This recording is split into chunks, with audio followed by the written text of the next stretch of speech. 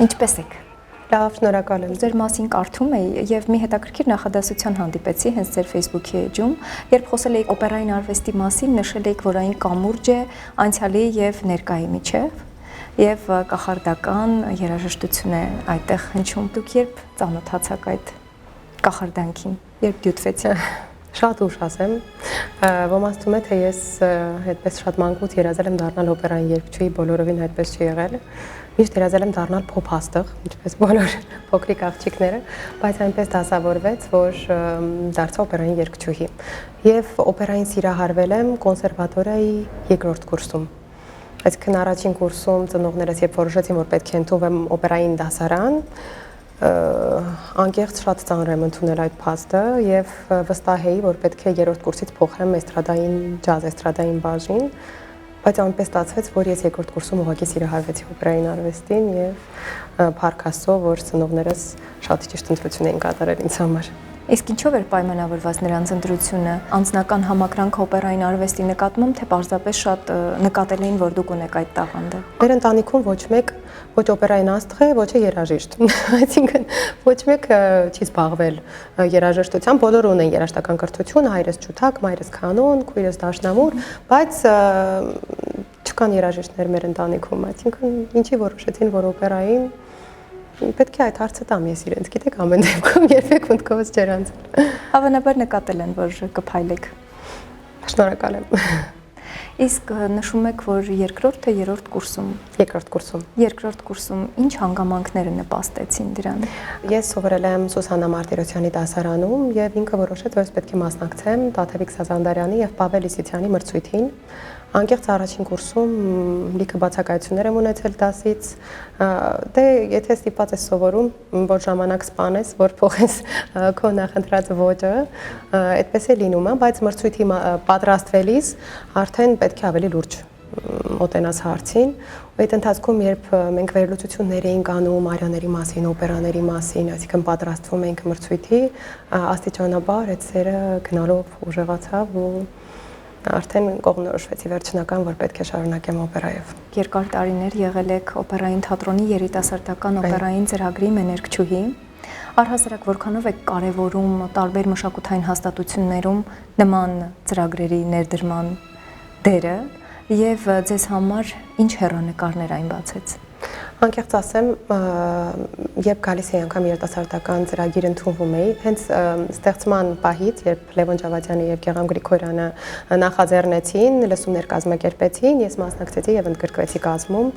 այդ ժամանակ դեռ չես գիտակցում ուր ես եկել եւ ինչ մեծ հնարավորություն է բացվել քո առաջ։ Բայց դա անհրաժեշտություն է, դա կամուրջ է դեպի մեծ բեմ, այսինքն դու չես կարող միանգամից ավարտել կոնսերվատորիան եւ գլխավոր դերով հանդես գալ օպերային թատրոնում։ Դա շատ բարդ է, գուցե ինչ-որ եզակիներին հաջողվի, բայց միևնույն է դա լիարժեք չի լինի։ Այսինքն պետք է անցնես դպրոց, անցնես այդ կամուրջը, որպեսզի հայտնվես այնտեղ, որտեղ պետք է հայտնվես։ Ձեզ հեշտությամբ տրվեց այդ անցումը։ Անկեղծ ասեմ, ես խաղացել եմ ամենափոքր դերերից մինչև ամենամեծ դերը։ Այսինքն ես անցել եմ այդ ուղին եւ դրա համար շատ օրգանիկ է եղել իմ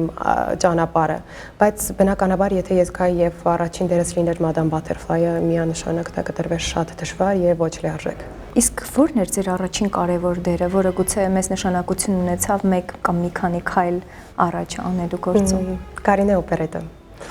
որովհետեւ ես մինչ այդ արդեն ելույթ էի ունեցել փոքր դերերով, դիմակահանդես, բալետային ներկայացման, պրեմիերային կատարել էի Նինայի ձայնը, բայց դրանք բնականաբար գլխավոր դերով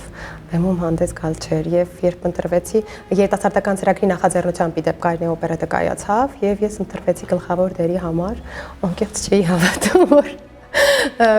վերջո իրոք ես հանդես եմ գալու այդ դերով, բայց դա իրոք իմ մեջ արտնացրեց վստահություն, որ ես կարող եմ։ Ու այդ երևի գալիս էր նաև նրանից, որ պարոն Ջավադյանը իրոք հավատում էր, որ ես դա կարող եմ, ու այդպես էլ եղավ։ Ու դրանից հետո արդեն ուղին հարթ ընթացավ դեպի առաջ։ Իսկ որն էր հաջորդ դերը, որը ձեզ ոգևորեց։ Տրավիատան։ Վիոլետայի դերերքով երբ հանդես եկա ու անկեղծ ես այդ դերերքից հետո հասկացա, որ եթե մի բան իմն է, դա հնարավոր չի ինձնից վերցվի, եւ եթե մի բան իմը չի, դա հնարավոր չի, որ ինձ տրվի։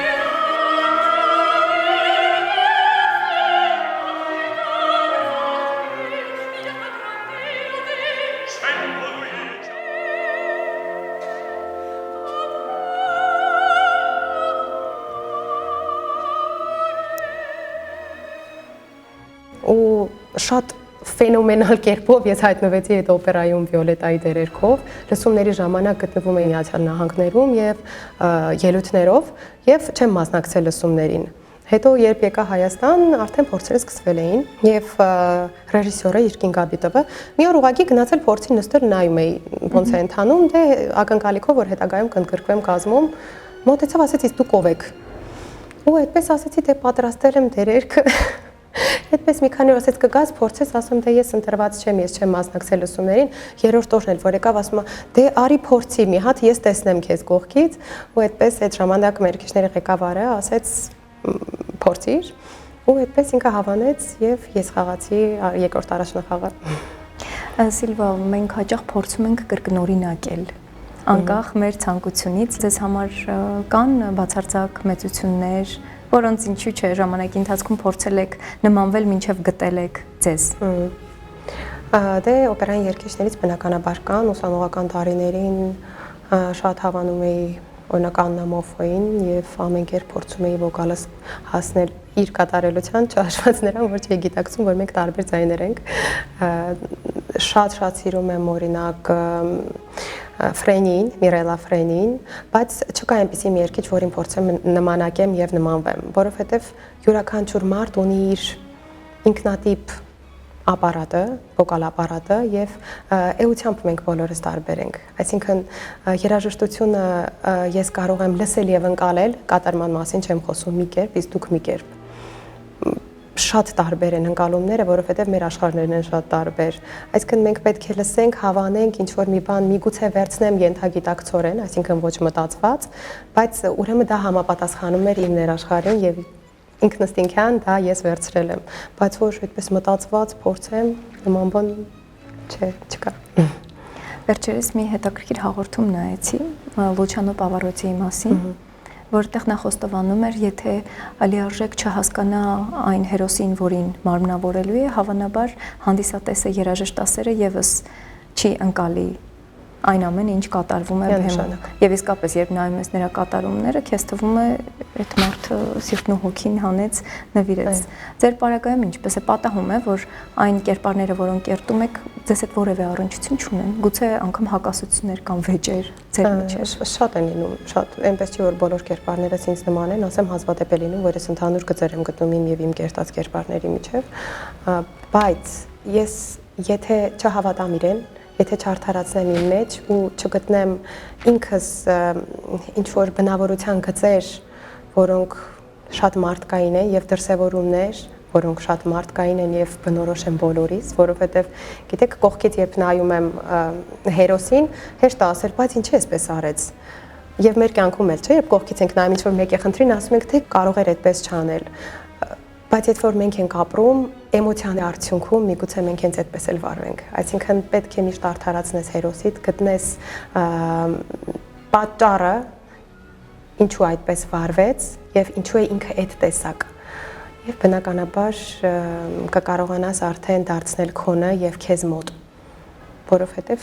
շատ տարբեր են օրինակ կերպարներ, որոնք ես եմ կերտում, շատ տարբեր են։ Ծանոթացել եմ ձեր որոշ կերպարների, իհարկե մի քանիսին բեմից, մի քանիսին պարզապես ընթերցելով, Կարինե, Միմի, Ադինա, Լիու, Չիոսան, Դեսդեմոնա եւ այլք։ Խոսեցիք այդ մոտ լինելու կամ իրար գտնելու կամ իրարից հեռու լինելու մասին։ Օրինակ այս եւ այլ կերպարներից կա մի կին, որի հետ դուք հատկապես հաշտ եք, ներդաշնակ եք։ Անկեղծ ասեմ, շատ տարբեր են։ Շատ տարբեր են, հաշտեմ երևի թե բոլորի հետ, այսինքն հաշտվել եմ ժամանակի հետ եւ սովորելու արդյունքում, իրենց ուսումնասիրելու արդյունքում նրանք բոլորը ինձ շատ մոտ են դարձել։ Իմ մեկնաբանությամբ բնականաբար ամեն մարդ իրեն է մոտեցնում իր կերտած կերպարը, բայց երևի թե իմ ամենասիրելին եւ ամենասիրելի օպերան դա Puccini Madame Butterfly-ն է, որովհետև բոլոր օպերաները, որոնք ամեն դեպքում ես եմ երգում, սիրո մասին են, կին տղամարդ հարաբերությունների մասին, իսկ Չիոսանը շատ ավելի բարձր սիրո մասին է, մայր եւ զավակ սիրո մասին է եւ իր դրաման շատ ավելի խորն է եւ շատ ավելի հուզիչ է։ Ես ամեն անգամ Չիոսանը երգելից անկեղծ նորից վերապրում եմ, առավել եւս եւ ասեմ, որ իմ աղջիկն է Չիոսանի երեխայի դերերքով դուրս գալիս բեմ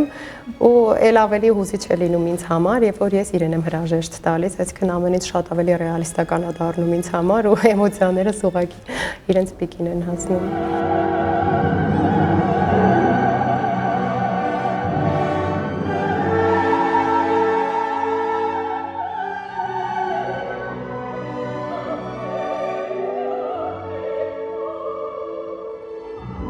Իսկ ձեր դուստրը երգելու ունակություններ ունի։ Շատ սիրում է երգել, ողջ օրը երգում է, տանը անվերջ երգում է, մանկապարտեզում երգում է, բայց թե ինչ ուղի կընտրի, ես լիարժեքորեն թողնելու եմ արդեն իր կողմնորոշմանը։ Ինձ միշտ մի հարց է հետաքրքրել, թե օպերային արվեստում, թե առհասարակ դերասանների պարագայում սովորում եք կերպարներից, հերոսներից։ Նշեցիք, որ վերլուծում եք, փորձում եք հասկանալ ինչու այս կամ այն հարաբերություններում, իրավիճակներում այսպես վարվեց։ Իսկ պատահում է, որ ձեր կյանքում ինչ-որ իրավիճակում դուք հիշեք այդ հերոսին ու անեք այնպես, ինչպես նա կաներ։ Ավելի շատ իրենց սխալների վրա ենք սովորում։ Ինչքան որ իրենց, որովհետև միշտ ամեն դեպքում այն օպերաները, որոնցում ես եմ կատարում, երևի թե միակը ուրախ ավարտով եղել է Ադինայի կերպարն է եղել, Սիրո ըմպելիք օպերան Դոնիցետի եւ Կարինեն։ Մնացած բոլոր տեղերում, ինչպես քույրս ամիշտ ասում է, որ կամ էլի մեռնելու ես վերջ։ Որովհետև միշտ այդպես տխուր ավարտներ են ունենում, այսինքն իրականում գործողությունները բնականաբար այնպես չեն դասավորվում, որ դու սովորես, այսինքն կարող ես սովորել սխալների վրա, որ բնականաբար կյանքում քեզ շատ պետք կգա։ Դերասանները հաճախ են խոստովանում, որ երբեմն հաջողել են հատկապես սկզբնական շրջանում, երբ իրենց աջակցել է զուգընկերը։ Այսինքն բախտ են ունեցել առնչվելու հրաշալի արտիստների հետ, գուցե ավելի հասուն։ Դուք կխնդրեմ նաև մեր ունկնդրին ներկայացնեք, թե ինչ հետաքրքիր մարդկանց հետ եք բեմ դուրս եկել, արտիստների, թե միջազգային հարթակներում, թե մեր օպերային թատրոնում, եւ գուցե նրանք են ձեզ ինչ-որ պահի ձեռք մեկնել, սատարել, աջակցել։ Շատ կարևոր է, թե ում հետ ես դու բեմ բարձրանում, շատ կարևոր է։ Մանավանդ սկզբնական շրջանում եւ անկեղծ ասեմ, շատ է լինում, երբ բեմին դու ուղղակի, այսինքն այնպիսի էներգիա ես ստանում կողքդ ելույթ ունեցող արտիստից, որ անկախ քեզնից այդ աուրայի մեջ ձուլվում ես։ Ու շատ կարևոր է, երբ լավ երաժիշտ է քեզ հետ բեմում։ Այսինքն մի բան է, որ դու քո գիծը տանում ես ինքը իրքից, իսկ մյուս բանն է, երբ որ դուք արդեն ձուլվում եք իրար հետ։ Եվ անկեղծ, բացի բեմում գտնվող արտիստներից շատ կարևոր է ով է ղեկավարում տվյալ ներկայացումը, այսինքն օգնում է նա ձեզ, թե իր գծով գնում է։ Ես փառք Աստծո ունեցել եմ բախտ եւ գրեթե միշտ ինձ հետ ելույթ են ունենում փայլուն արտիստներ եւ լավ դիրիժորներ։ Կարող եմ թվել անուններ, բայց իմ բոլոր գոլեգաները շատ լավն են, բոլորը։ Դիվանագիտորեն խուսափեցիք անուններ տալուց։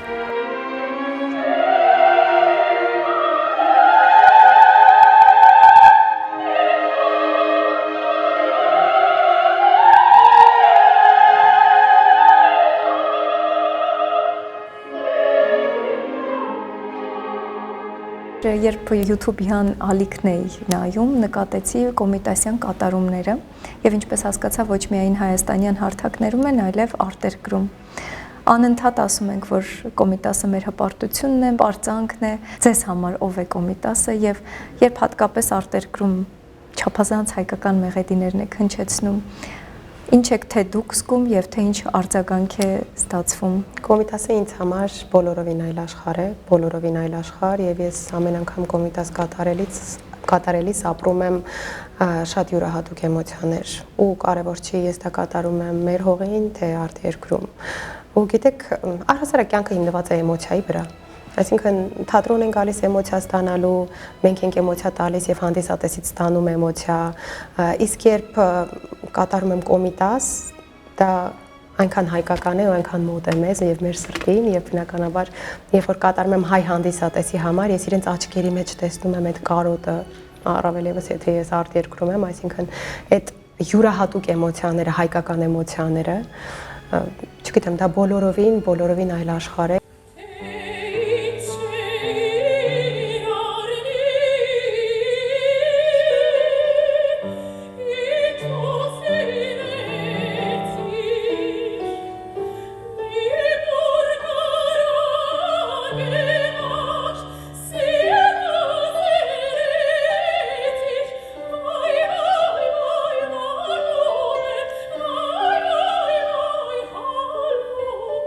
Դուք սոպրանո եք, ամենագեղեցիկ ձայներից մեկը օպերային արվեստում։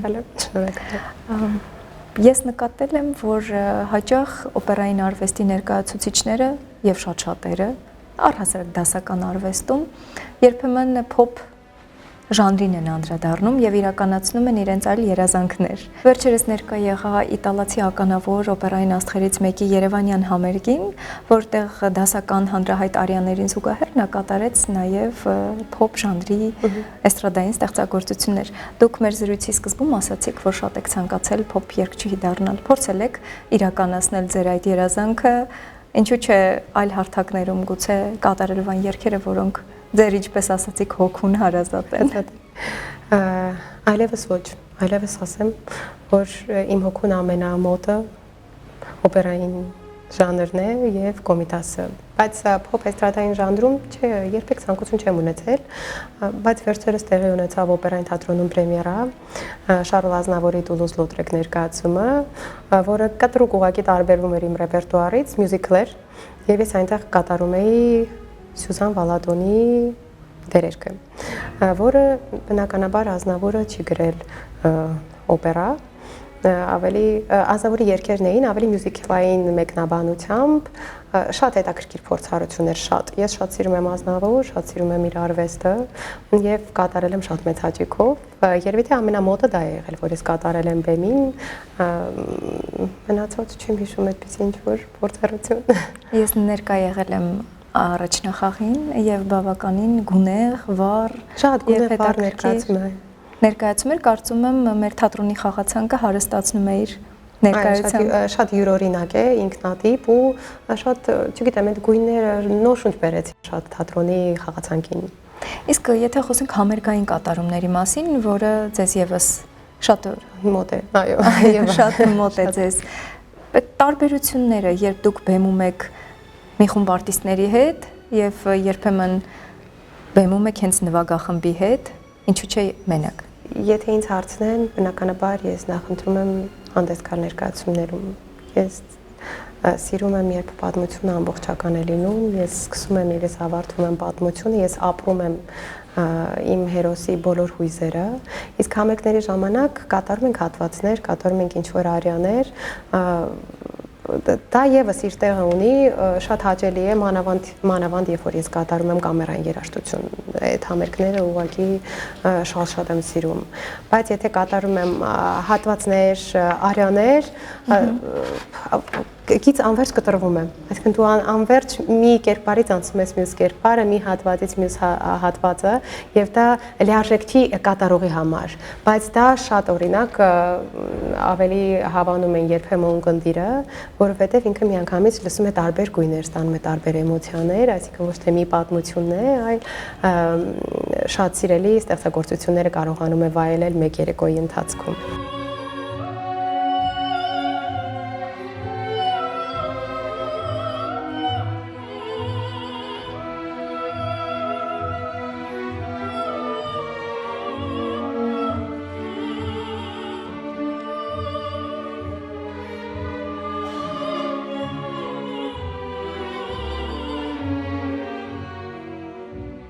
Տարիներ առաջ առիթ ունեցա զրուցելու մեր օպերային թատրոնի բալետային խմբի արտիստներից մեկի հետ, արտիստուհիներից մեկի հետ։ Մենք անկեղծացանք եւ անդրադարձանք նաեւ բացասական կողմին այս արվեստի։ Պարզվեց, որ մենք բեմում տեսնում ենք հրաշքը, գեղեցկությունը, ինչպես դուք եք նշում, կախարդանքը, բայց կուլիսներում ամեն ինչ այնքան էլ հարթ չէ։ Նկատի ունեմ նախանց դժվար հարաբերություններ, միշտ առաջինը լինելու ցանկություն, ինչը խժդժությունների է բերում։ Ինչ եք կարծում, օպերային արտիստը ինչ թե մարդկային, թե մասնագիտական որակներ պետք է ունենա, որ կարողանա այդ կամուրջները եւ ճանապարհները հարթ անցնել եւ չկոտրվել։ Պետք է երբեք չնայես ով ուր է հասել, ով ուր է գնում։ Դու պետք է նայես միայն քո ուղին։ Եվ գնաս քո ճանապարհը համեմատելով ինքդ, բացառապես ինքդ քեզ հետ, նայելով թե ինչ ես արել դու, օրինակ ցանկացած մեկ ներկայացում ես որ խաղում եմ,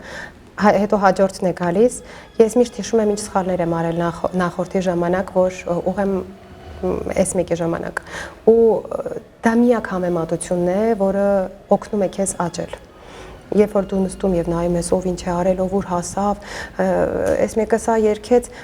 դու ընկնում ես, խճճվում ես ուղակի այդ դա քաոսային իրավիճակ է ցանկացած արտիստի համար։ Այսինքն դու պետք է գնաս քո ճանապարհով, ինչն է քեզ հոգեհարազատ,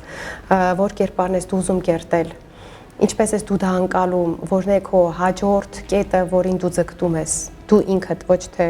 կողքի մեկ այլ արտիստ, ինչ մրցույթի է մասնակցում, ինչ օպերայի է պատրաստվում։ Ես որպես հանդիսատես շատ մեծ հաճույքով կարելի լսում եմ իմ գոլեգաները ինչպես են ելույթ ունենում, կան դերերքեր, որոնք իմ ձայնի համար չեն բնականաբար, որոնք ես շատ սիրում եմ օպերաներ, հենց մեկը Աիդա օպերան, որը ես գտնում եմ իմ ձայնի համար դեռ ծանր է, բայց շատ եմ սիրում երաժշտությունը, շատ սիրում եմ բեմադրությունը, առհասարակ պատմությունը եւ բազմիցս գալիս եւ վայելում եմ իմ գոլեգաների կատարմամբ։ Պետք է նայես ինչն է քեզ հարմար եւ որ ուղին ես ընտրել դու։ Եվ այդտեղ չի կարող լինել ուրեմն այլևս ոչ նախանձ, ոչ մրցակցություն, դու հարթ կերպով կհասնես քո նպատակին։ Իսկ ո՞րն է ձեր նպատակը այսօր։ Ելույթ եք ունեցել արտերկրում, այսօր մեր երգչուհիներից եք, մեներգչուհիներից եք, ինչպես դուք նշեցիք, փոքրիկ դերերից եկել եք մինչև Վիոլետաներ, Դեզդեմոնաներ, ինչի եք ձգտում այսօր։ Մշտապես եւ այսօր եւ երեք ձգտում եմ մի բանի էլ ավելի կատարելագործվել իմ մասնագիտության մեջ, կատարելագործվել որպես արտիստ, ցանկացած նոր դերեր սովորելուց ես նոր բան եմ բացահայտում ինձ համար, թե որպես արտիստ, թե որպես երաժիշտ։ Կան դերերքեր, որոնց մասին ես ուղղակի երազում եմ եւ ձգտում եմ, եւ հիմա ես դրանց մասին չեմ բարձրաձայնի։ Լավ մենք ունենալով, որ մոտ ապագայում ես դրանք կկատարեմ։ Իսկ ինչ է սպասում թատրոնում մոտ ապագայում ձեր մասնակցությամբ։ Մոտ ապագայում սպասում են շատ լավ պրոյեկտներ, որոնց մասին ես հիմա չեմ կարող խոսել։ Այսինքն երբ հաստատվի, մենք արդեն կբարձրաձայնենք մեծ սիրով եւ ուրախությամբ, որովհետեւ սպասում ենք անհամբեր եւ բավականին երկար ժամանակ։ Թատրոնում միշտ ակտիվ եռուզեռ է եւ նկատել են պրեմիերաներ։ Պահպանվում է այնինչ կա, վերականգնվում է, պարբերաբար մեզ հաճելին են մատուցում առաջնախաղերով, այնպես որ սարերի ետևում չէ հավանաբար։ Սարերի ետևում չեն միանշանակ, այո, որովհետև վերջին տարիներին, եթե նկատենք, չկատարի, որ մենք չունենանք նոր առաջնախաղեր Փարքաստում։ Ձեր ամուսինը երգիչ է, ժողովրդական երգիչ եւ հարցազրույցներից մեկում նա նշեց, որ շատ է սիրում դասական երաժշտություն։ Երբևէ մտածել եք համատեղ որևէ նախաձեռնությամբ հանդես գալ դասականի եւ ժողովրդականի վերջո փորձարարությունները, փորձարկումները հատկապես մեր ժամանակներում շատ ընդունված են։ Մենք ինչ ծանոթացել ենք եւ դեռ չենք էլ ամուսնացել այդ գաղափարը կար մեր մեջ եւ ես միշտ ասում եմ արի անենք ինչ որ համերգ համադրենք սկզբնական շրջանում ասում էր հա կարելի է հետո ասում էր չէ դու զբաղվի քո մասնագիտությամբ ես էլ իմ գծով կգնամ ես բարբերաբար խոսում եմ այդ մասին եւ հուսամ այս հարցազրույցից հետո ինքը եւս մեկ անգամ կմտածի եւ մենք կնախաձեռնենք համատեղ համերգ այո կվերանայենք այդ հարցը բայց իրականում հոյակապ գաղափար է որ եթե ստացվի ինձ թվում է միանշանակ կհաջողի շնորհակալ եմ շատ ես եմ շատ շնորհակալ շատ հետաքրքիր զրույցի համար իդեպ ինձ համար էլ շատ նոր բացահայտումներ եղան մեր զրույցի արդյունքում երբ ես վերլուծություններ էի անում այնպես որ շատ հաճելի էր եւ ծանոթությունը եւ շփումը փոխադարձաբար ձեզ նորանոր հաջողություններ եմ մաղթում մեծ բեմեր եւ թող ձեր բոլոր նպատակները երազանքները թե անձնական թե մասնագիտական իրականանան շնորհակալ եմ